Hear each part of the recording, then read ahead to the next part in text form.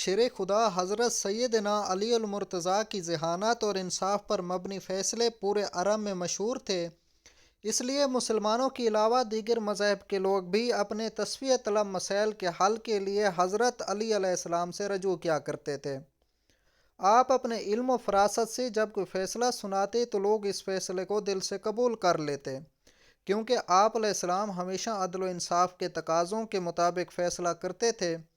اس دور میں آپ نے علم ریاضی کے حوالے سے ایسے ایسے تاریخی فیصلے کیے کہ بڑے بڑے ریاضی دان ان فیصلوں پر حیرت کا اظہار کرتے ہیں۔ ایک مرتبہ 3 آدمیوں میں 17 اونٹوں کی تقسیم پر جھگڑا ہو گیا۔ وہ انصاف پر مبنی فیصلہ کروانے کے لیے حضرت علی علیہ السلام کی خدمت میں حاضر ہوئے اور اپنا مسئلہ بیان کرتے ہوئے کہا کہ ہمارے پاس 17 اونٹ ہیں، جس میں سے ایک کا حصہ کل اونٹوں کا آدھا ہے، جبکہ دوسرے کا حصہ تہائی اور تیسرے کا کل اونٹوں کا 9واں حصہ بنتا ہے۔ اگر اونٹوں کو ذبح کر کے تقسیم کیا گیا تو کوئی فائدہ نہیں ہوگا، اس لیے آپ علیہ السلام کوئی ایسی تدبیر بتا دیں کہ اونٹ ذبح کیے بغیر ہمارے درمیان تقسیم ہو جائیں اور ہمارا آپس کا جھگڑا ختم ہو جائے۔ حضرت علی علیہ السلام نے ان تینوں کی بات سننے کے بعد بیت المال سے ایک اونٹ منگوایا اور ان 17 اونٹوں میں شامل کر دیا۔ اب اونٹوں کی کل تعداد 18 ہو گئی تھی۔ آپ نے بتائے گئے حصوں کے مطابق اونٹوں کی تقسیم شروع کر دی۔ آپ نے پہلے شخص جس کا حصہ تمام اونٹوں میں آدھا تھا اسے 18 اونٹوں کے آدھے یعنی 9 اونٹ دے دیے۔ اس کے بعد آپ علیہ السلام نے دوسرے شخص جس کا حصہ تہائی بنتا تھا اسے 18 اونٹوں کا تہائی یعنی 6 اونٹ دے دیے، اور پھر آخر میں آپ علیہ السلام نے تیسرے شخص جس کا حصہ کل اونٹوں میں سے 9واں بنتا تھا اسے 18 اونٹوں کا 9واں حصہ یعنی 2 اونٹ دے دیے۔ اس طرح آپ اپنی ذہانت اور دانش مندی سے تینوں آدمیوں میں بالترتیب پہلے کو 9، دوسرے کو 6 اور تیسرے کو 2 اونٹ جن کا کل 17 بنتا ہے بغیر کاٹے تقسیم کر دیے، جبکہ ایک اونٹ جو بیت المال سے منگوایا گیا تھا اسے واپس بیت المال بھجوا دیا گیا۔ حضرت علی علیہ السلام کے عدل و انصاف کا ایک اور دلچسپ واقعہ بہت مشہور ہے۔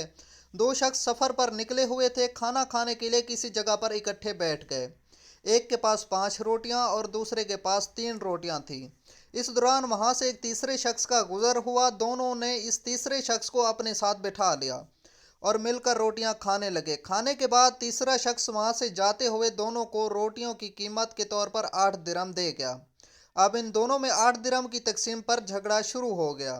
جس کے پاس 5 روٹیاں تھیں اس کا کہنا تھا کہ روٹی کے حساب سے اس کے 5 درہم اور دوسرے کے 3 درہم بنتے ہیں، جبکہ دوسرا جس کے پاس 3 روٹیاں تھیں وہ 8 درہم برابر تقسیم کرنے پر باضد تھا۔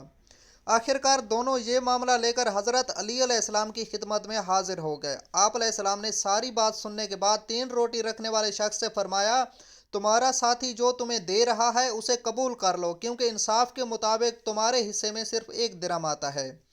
یہ سن کر وہ شخص حیران ہو گیا اور عرض کیا، آپ علیہ السلام مجھے سمجھا دیں کہ کیسے میرا حق صرف 1 درہم بنتا ہے۔ آپ علیہ السلام نے فرمایا، روٹیوں کی کل تعداد 8 تھی اور کھانے والے تم 3 آدمی تھے۔ اگر ایک روٹی کے 3 ٹکڑے کیے جائیں تو 8 روٹیوں کے کل 24 ٹکڑے بنتے ہیں، جو تینوں میں برابر تقسیم کریں تو ہر ایک کے حصے میں 8 روٹی کے ٹکڑے آتے ہیں۔ تم نے اپنی 3 روٹیوں کے 9 ٹکڑوں میں سے 8 ٹکڑے کھا لیے اور باقی 1 ٹکڑا بچا، جبکہ تمہارے ساتھی نے اپنی 5 روٹیوں کے 15 ٹکڑوں میں سے 8 ٹکڑے کھائے تو باقی 7 ٹکڑے بچے۔ اس طرح تیسرے شخص نے تمہاری روٹیوں میں سے 1 ٹکڑا کھایا اور تمہارے ساتھی کی روٹیوں میں سے 7 ٹکڑے کھائے، لہٰذا انصاف کے مطابق تمہارا 1 درہم اور تمہارے ساتھی کے 7 درہم بنتے ہیں۔ اس منصفانہ تقسیم پر دونوں متفق ہو گئے اور 5 روٹی والے نے 7 درہم اور 3 روٹی والے نے 1 درہم لے لیا۔